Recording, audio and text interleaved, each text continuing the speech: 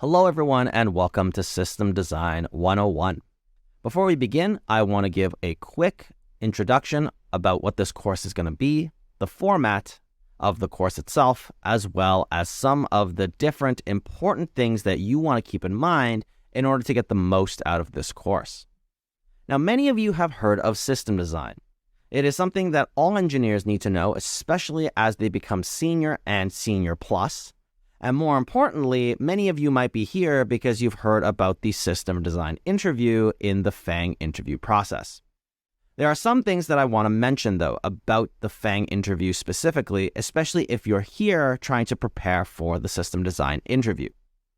Now, this is not meant to be discouraging, but it is meant to be realistic, and it's meant to help you be most aptly equipped for the actual interview itself in a realistic way.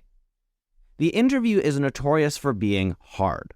The difficulty is high, and the reason for this is because system design is the true measure of the experience that you have.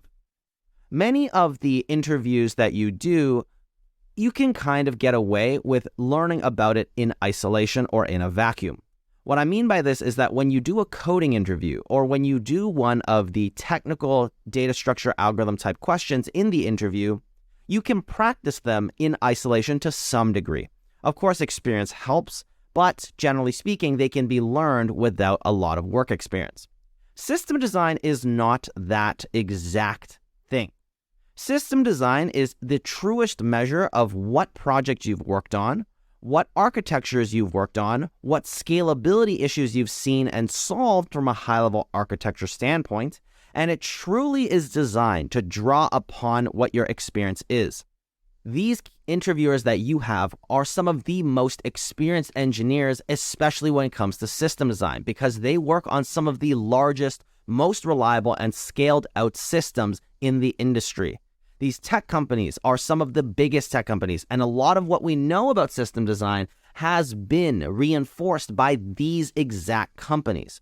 So this is a very important thing to keep in mind. You probably cannot trick them by a lack of experience. The good thing, though, is that this interview does not occur unless you're applying for more senior roles. Often, it's pretty much senior and above that actually provide a system design interview. Most smaller roles or smaller companies will not have it because they aren't facing the kind of problems that these big companies have, and they need to gauge whether you have the experience for, especially in a senior position. So this is one thing to keep in mind. But again, the main thing about the system design interview, and even just general system design, is that it's meant to be a synthesis of the experience that you've had designing systems at scale that are reliable and consistent. So what this course is aimed to do is it's aimed to provide you a 101 framework of how you should understand web architecture, the different pieces inside of it, which you can see here in a diagram. But mainly, it's meant to give you a high-level idea of what you need to hold on to in terms of principles so that you know that when you're building and gaining this experience in the industry, how you can take it, synthesize it, and understand the questions to ask, the answers you're looking for, how to guide your thinking when designing systems so that when you actually need to do these interviews or you need to have conversations about system design, that you're in the best place possible to tackle the topic and understand what you're doing. Because from senior positions and above, much of your role is going to revolve around making the best decision you can in the context of the problem you're solving, but in the larger system as a whole. And it's always this architecture and system design topic. So again, this is a 101. It's not meant to be a best prep for the interview, but rather it's meant more so to be a framework or a map for you that when you start reading articles about how other people have solved large system design problems or specific system design problems within their space, you understand what they're trying to achieve and you can get the most out of that information.